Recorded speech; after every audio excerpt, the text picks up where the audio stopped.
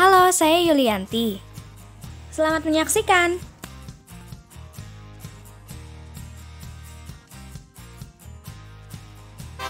Di sini kita akan mempelajari tentang pegadaian.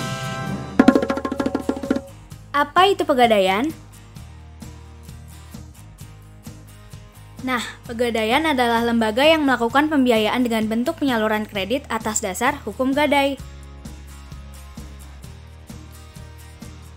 Lalu, apa itu gadai?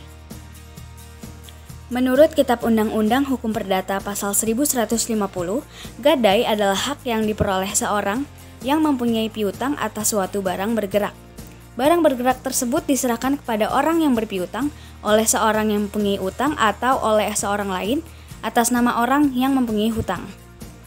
Seorang yang berutang tersebut memberikan kekuasaan kepada orang berpiutang untuk menggunakan barang bergerak yang telah diserahkan untuk melunasi utang apabila pihak yang berutang tidak dapat memenuhi kewajibannya pada saat jatuh tempo. Tujuannya adalah yang pertama adalah penyaluran pinjaman atas dasar hukum gadai. Dan yang kedua, mencegah ijon, pegadaian gelap, riba, dan lainnya. Lalu, kegiatan usahanya meliputi yang pertama, menyalurkan pinjaman. 2. Menerima jasa taksiran. Ketiga, menerima jasa titipan.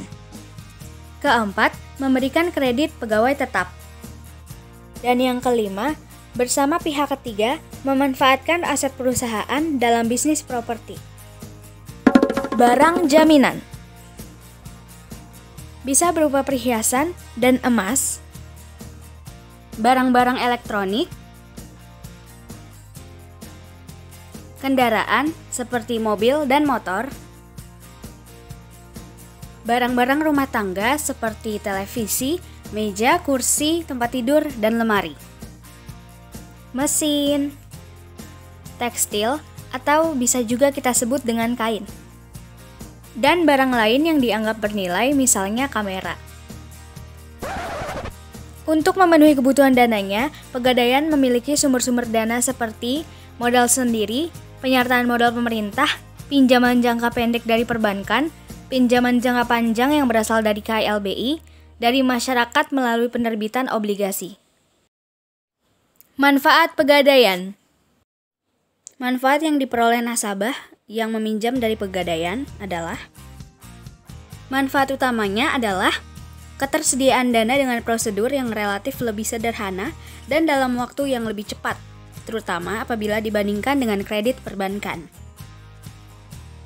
Dan mengingat jasa yang ditawarkan oleh Pegadaian tidak hanya jasa Pegadaian, maka nasabah juga dapat memperoleh manfaat seperti penaksiran nilai suatu barang bergerak dari pihak atau institusi yang telah berpengalaman dan dapat dipercaya.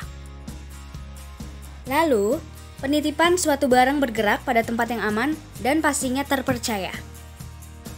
Setelah mempelajari manfaat yang didapatkan bagi nasabah, sekarang kita menuju kepada manfaat bagi Pegadaian itu sendiri. Yang pertama, penghasilan yang bersumber dari sewa modal yang dibayarkan oleh peminjam dana.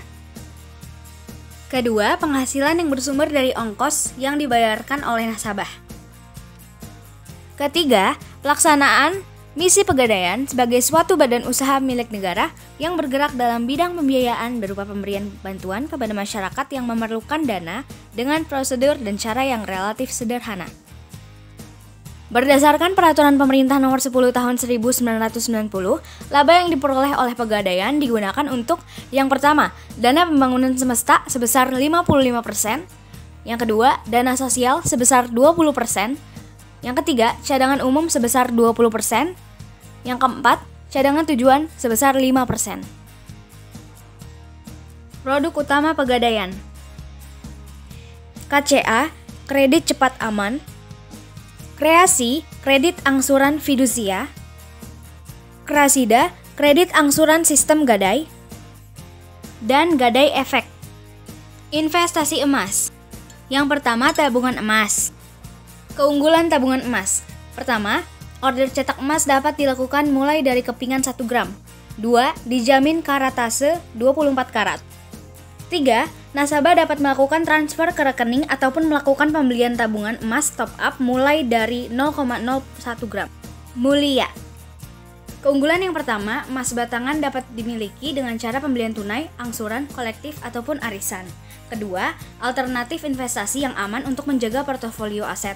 Yang ketiga, tersedia pilihan emas batangan dengan berat mulai dari 5 gram sampai dengan 1 kilogram. Konsinyasi emas. Keunggulan yang pertama dikelola oleh PT Pegadaian Persero yang merupakan BUMN terpercaya. Kedua, emas terproteksi 100%. 3. Transparan dalam pengelolaan. Selain pegadaian konvensional, ada juga pegadaian syariah. Produk syariah itu ada Ran, Amanah, Arum, dan Arum Haji. Berikut perbedaan pegadaian konvensional dan syariah. Berdasarkan beban yang ditanggung, pada konvensional beban yang perlu ditanggung yaitu bunga dan administrasinya, sedangkan syariah hanya administrasi saja. Pada syariah, gadai hanya dapat diberikan oleh lembaga, sedangkan konvensional tidak hanya lembaga, perseorangan juga bisa. Jika hutang belum terbayarkan pada saat jatuh tempo, konvensional akan melelang barangnya. Sedangkan syariah barang dijual apabila ada selisih antara hutang dan hasil penjualan, maka uangnya harus dikembalikan.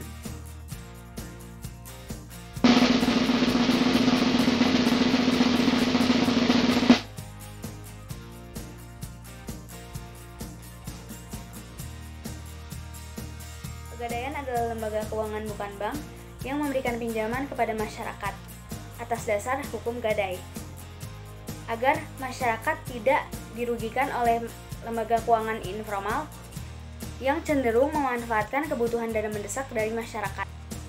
Ada juga kategori barang yang dapat digadaikan, yaitu barang-barang yang bernilai dan berharga, dan jumlah pinjaman yang akan diberikan tergantung dengan nilai barang yang digadaikan. Selain itu juga ada investasi emas, yaitu tabungan emas, mulia, dan juga konsinyasi emas. Sekian penjelasan materi yang saya berikan, semoga bermanfaat. Terima kasih.